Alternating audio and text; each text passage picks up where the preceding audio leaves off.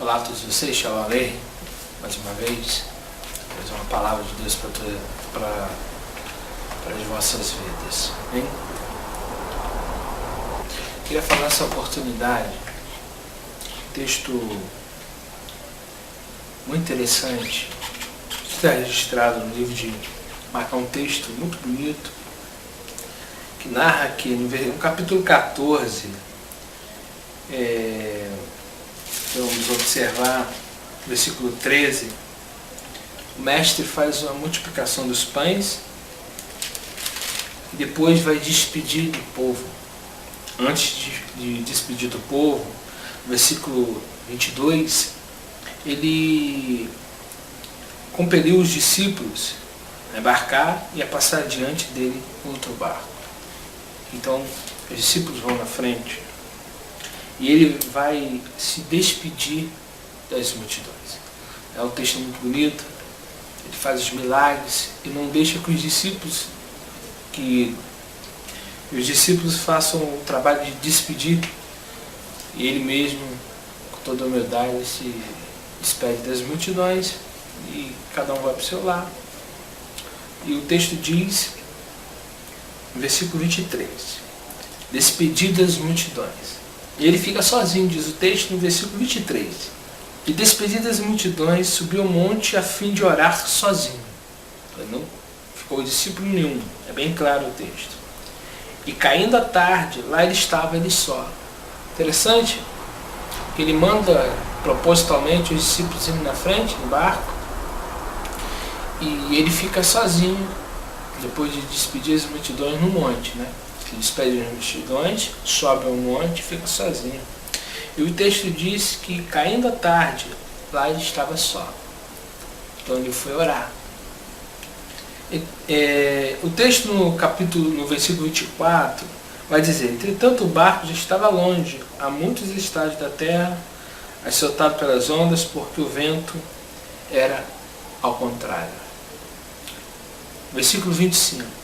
Na quarta vigília de noite, foi Yeshua ter com eles andando sobre o mar. Muito interessante que todas as vezes que a gente ouve essa pregação, né, o foco aqui ou é milagre sobrenatural, que as pessoas pregam sobre que Yeshua tem poder, né?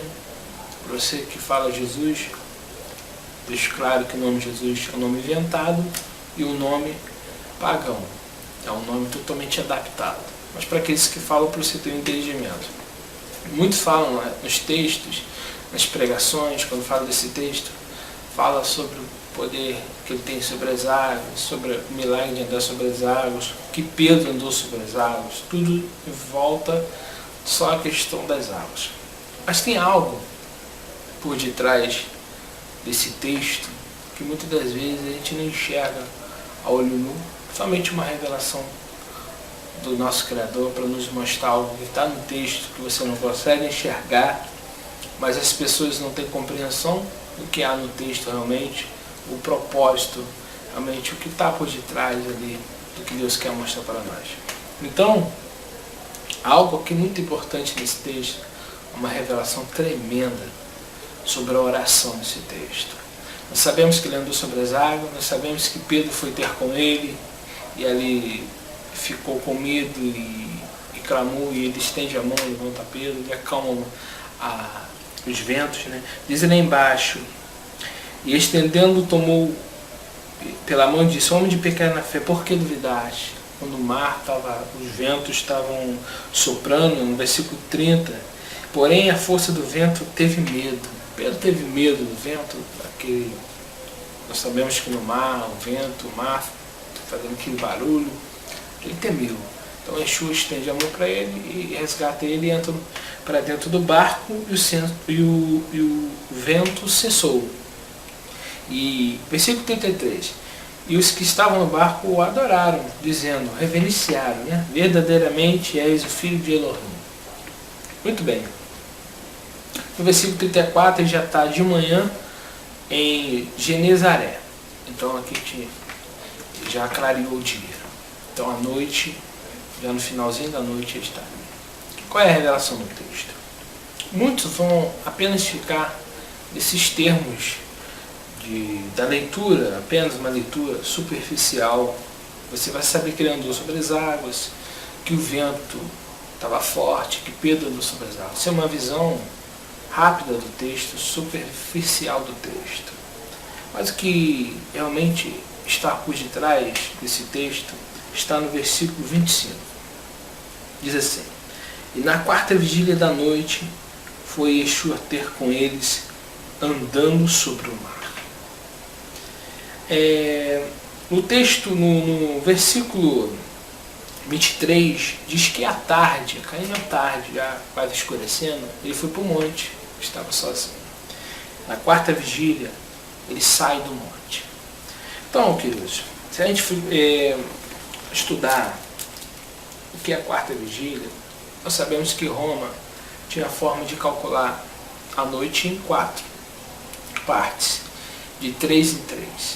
Então a quarta vigília dava de 3 da manhã em diante, de 3 às 6.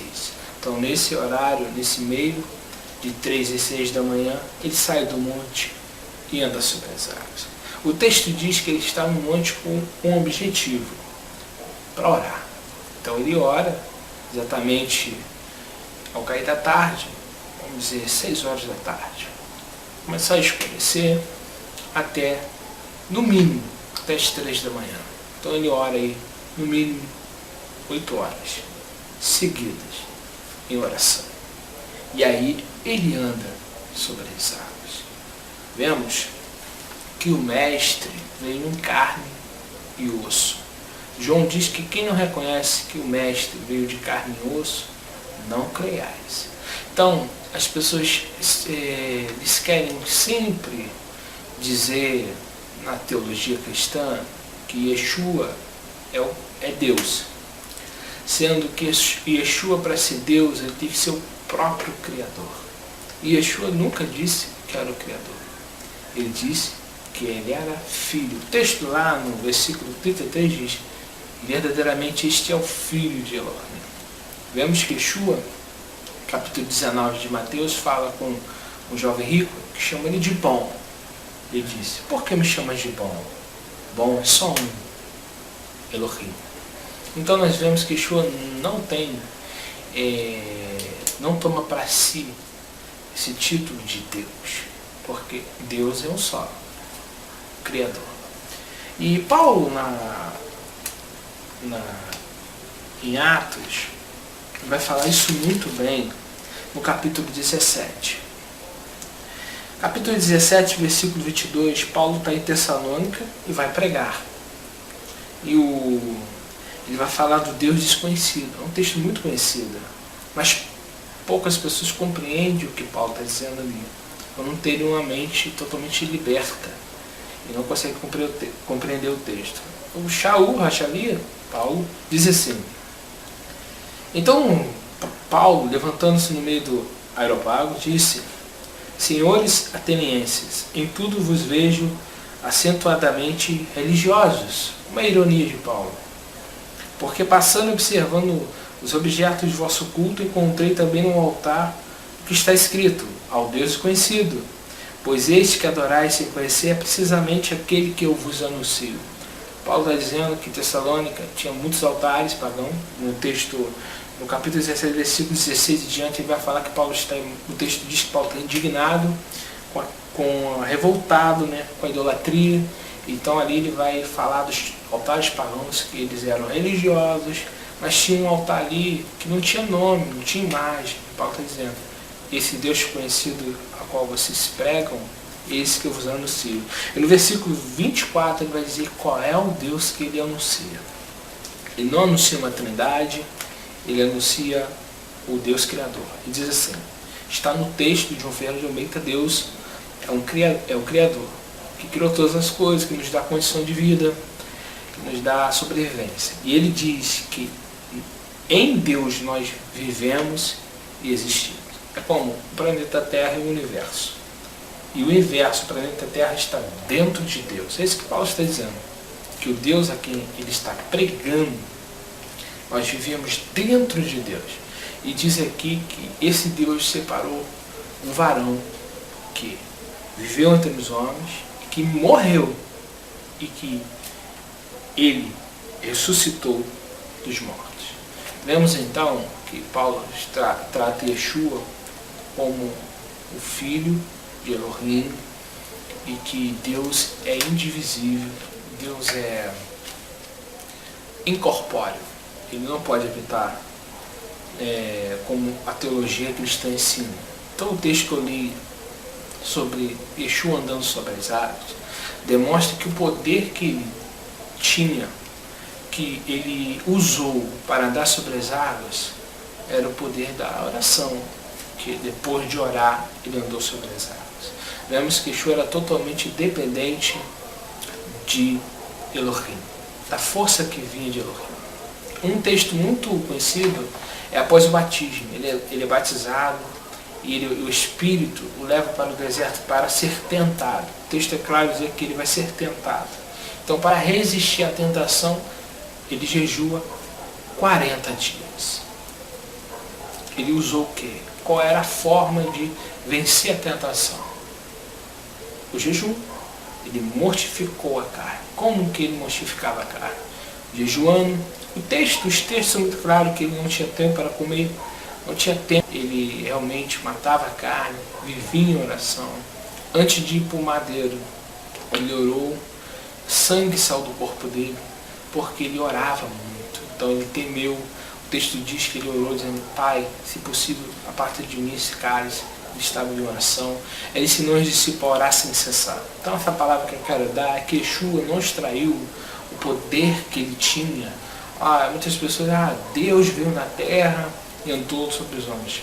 Existe um texto que fala que Yeshua é Deus, sim, mas o sentido de Deus é Elohim, um título dado a alguém que tem autoridade que Deus deu a ele. Porque os juízes de Israel que julgavam eram chamados de Elohim, Moisés era chamado de Elohim. Então Moisés não era um Deus, mas era um atributo que Moisés recebeu naquele momento de